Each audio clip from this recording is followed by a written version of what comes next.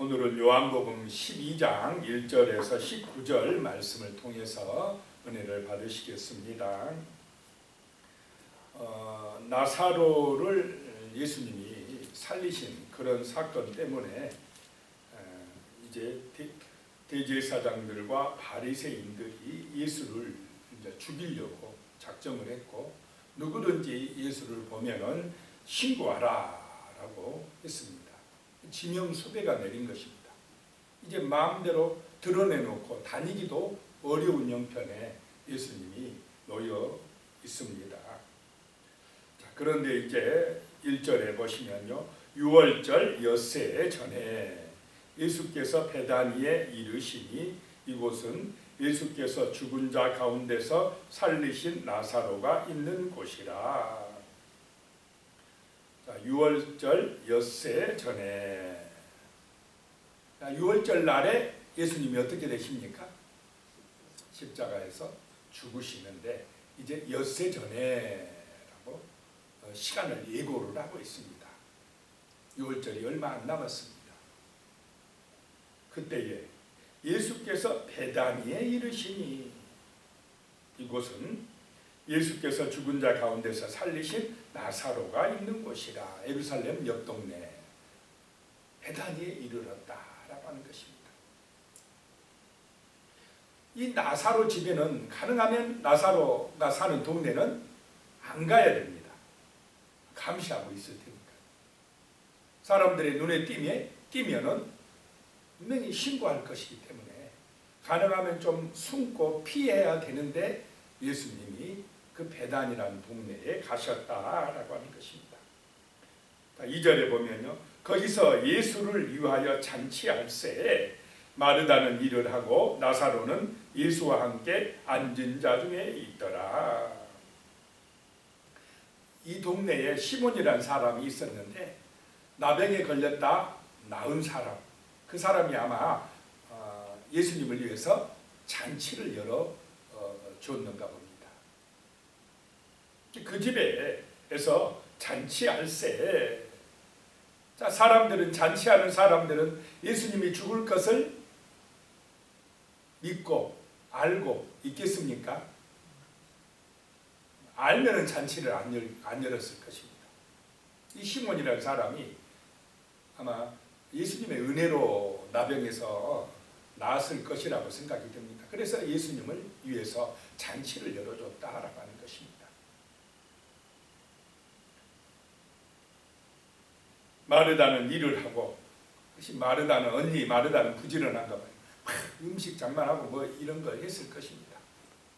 일을 하고, 나사로는 이제 죽었다가 살아난 나사로는 예수님과 함께 앉은 자 중에 있더라.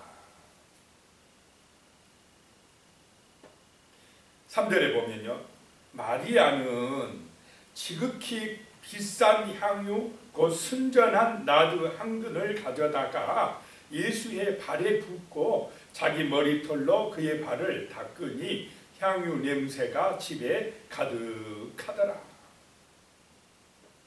마리아는 지극히 비싼 향유,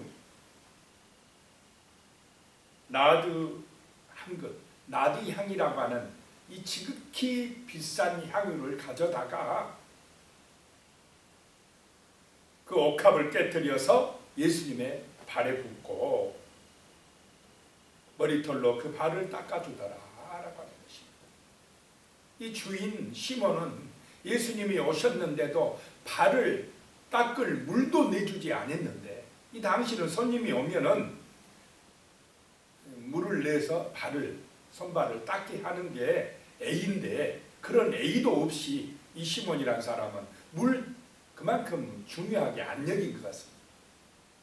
예수님을.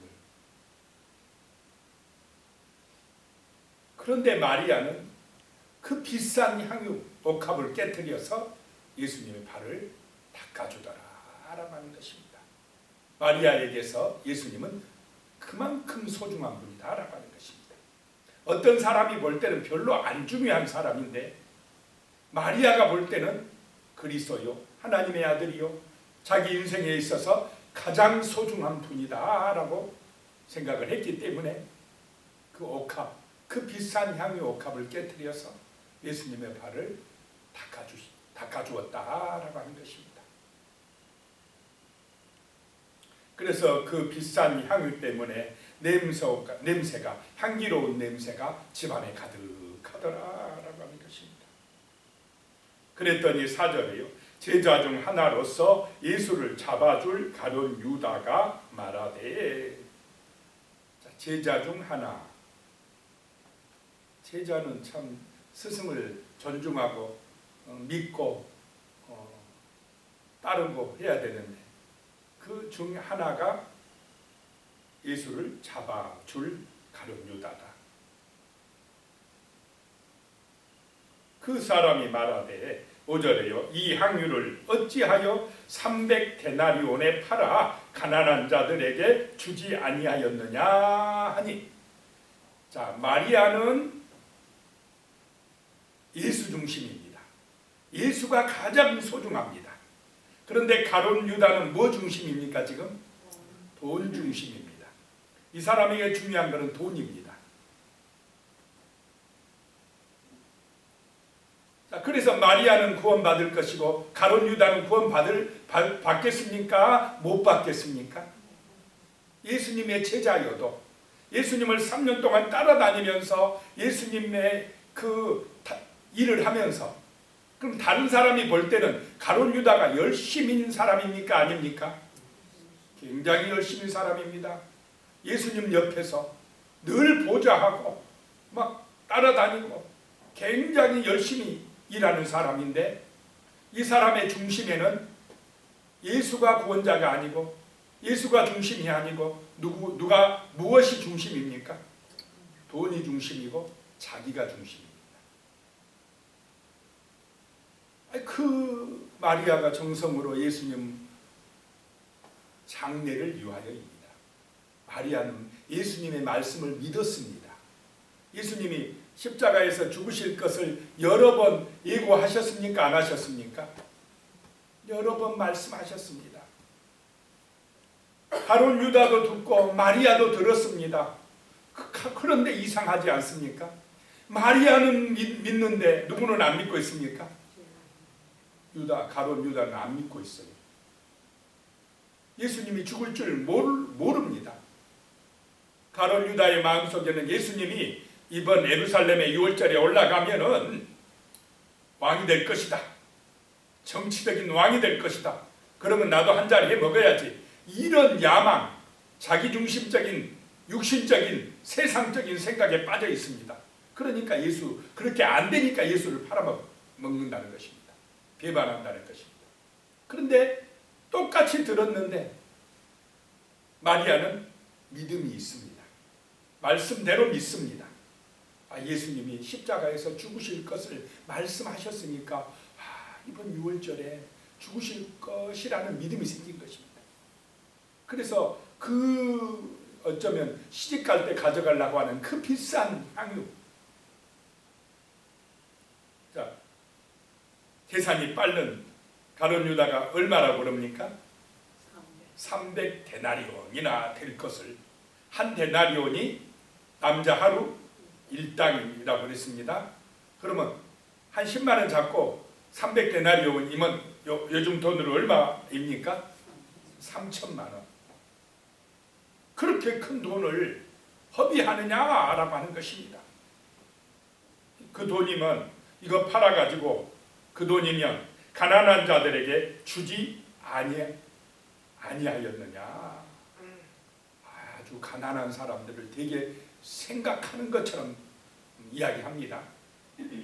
6절에 가면요, 이렇게 말하면 가난한 자들을 생각함이 아니요 그는 도둑이라. 돈깨를 맞고 거기 넣는 것을 훔쳐 억함이로라. 가난한 자를 위한 것입니까? 자기 욕심 때문입니까? 자기 욕심 때문에. 자기가 그걸 슬쩍하려고 도둑이다 라고 말씀을 하고 있습니다. 7절에요. 예수께서 이르시되 그를 가만두어 나의 장례할 날을 위하여 그것을 간직하게 하라. 그렇게 가룟 유다가 비방하고 꾸짖고 하는데도 마리아는 한마디 말을 안 합니다.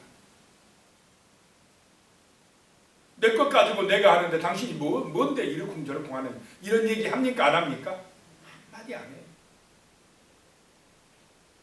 그러니까 예수님이 이 여인의 편을 들어줍니다. 가만둬라. 내가 나의 장래를 위해서 그러고 있으니 이 여인이 하는 일을 가만둬라. 8절에요. 가난한 자들은 항상 너희와 함께 있거니와 나는 항상 있지 아니하리라 하시니라. 내가 이제 죽는다 라고 하는 말씀입니다. 자, 가난한 자도 소중하지만은 가난한 자보다 누가 더 소중합니까? 예수가 소중해야 우리에게 복음의 아름다운 열매들이 맺어집니다. 가난한 자 생각하는 채 하면서 예수를 위하지 않는다면 그건 어리석은 길이다라고 하는 것입니다. 예수를 위하면 가난한 자도 사랑하게 되어 있습니다. 그런데 가룟 유다는 자기 욕심이 먼저면, 자기 사랑이 먼저면 그거는 가난한 자도 위하지 않습니다. 그 사람은. 자, 다음으로 이제 9절로 가면요. 유대인의 큰 무리가 예수께서 여기 계신 줄을 알고 오니 이는 예수만 보기 위함이 아니요 죽은 자 가운데서 살리신 나사로도 보려 함이러라. 자, 예수님만 유명해진 게 아니고 이제 살아난 나사로도 유명해져 버렸습니다. 예수님, 살리신 예수님도 보고 싶어서 무리들이 오지만은 살아난 나사로도 한번 보자. 어떻게 죽은 지 나흘 만에 살아났느냐 하고 몰려왔다라고 하는 것입니다. 그러자 10절에 대제사장들이 나사로까지 죽이려고 모의하니, 나사로는 겨우 죽었다가 은혜로 살아났는데 이제 또 이 권력자들이 어떻게 하려고 합니까? 자기를 죽이려고 해요. 나사로가 좀 믿음이 없으면 불안하겠습니까? 안 하겠습니까? 차라리 천국 가서 가만히 있었으면 더 나았지 않겠습니까? 예수님이 부르셔가지고 살아났는데 이 권력자들이 나사로도 죽여버려라 이렇게 하니까 얼마나 불안하겠습니까? 믿음이 없으면. 그런데 나사로는 천국을 보고 왔기 때문에 권력자들, 세상 권력, 세상 재물 그런 거 별로 부럽지 아니했을 것입니다. 예수를 증거하고 예수를 믿게 하고 예수가 보배라고 예수가 구원자라고 증언하는 것, 이것이 나사로의 기쁨이었을 것입니다. 죽었다가 살아났으니까 그걸 안다는 것입니다. 우리에게도 예수의 증인됨이 기쁨이 되시기를 축복합니다. 11절에요. 나사로 때문에 많은 유대인이 가서 예수를 믿음이더라. 나사로 때문에 이제 많이 믿게 되더라 라고 하는 것입니다. 나사로가 하나님의 영광을 드러내고 있습니다. 12절에요. 이제 예루살렘으로 입성하시는 그런 장면이 나옵니다. 그 이튿날에는 명절에 온 큰 무리가 예수께서 예루살렘으로 오신다는 것을 듣고, 지금 예수님을 신고하라고 했는데 온 무리가, 지금 큰 무리가 다 알도록 소문나게 예수님이 들어오고 있습니다. 들어오시고 있습니다. 13절에요. 종려나무 가지를 가지고 맞으러 나가 외치되 호산나 찬송하리로다 주의 이름으로 오시는 이 곧 이스라엘의 왕이시여 하더라. 종려나무 가지 가지고 흔들면서 맞으러 나갔습니다. 그러면서 소리쳤습니다. 호산나, 이제 구원하소서, 우리를 구원하소서라고 외쳤습니다. 이스라엘의 왕이시여. 자, 이 무리들이 예수님을 지금 어떤 분으로 기대하고 있습니까? 정치적인 왕, 유대나라의 왕. 그래서 이 로마의 압제로부터 해방시켜줄 그 멋진 왕, 죽은 사람도 살린 분이면 그런 능력이 충분히 있을 것이라 라고 기대하면서 환영했습니다. 자, 이때 예수님이 진짜 왕처럼 백마 타고 착 들어오면은 로마 정부에서 비상이 걸렸겠습니까? 안 걸렸겠습니까? 군중들이 막 따라가고. 그런데 예수님이 14절에 보시기 바랍니다. 예수는 한 어린 나귀를 보고 타시니.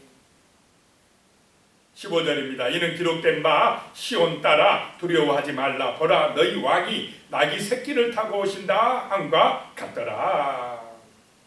기억 써있고 밑에 보면 스가랴 9장 9절 구약의 말씀에 예언된 대로 나귀 새끼를 타고 예루살렘에 입성하신다라고 하는 것입니다.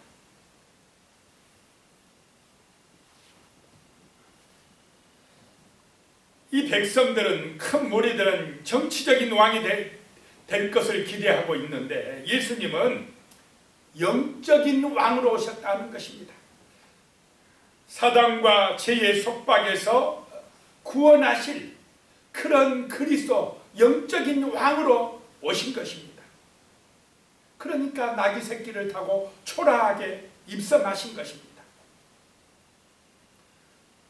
로마의 권력자들이 볼 때 위협이 되지 않더라라고 하는 것입니다.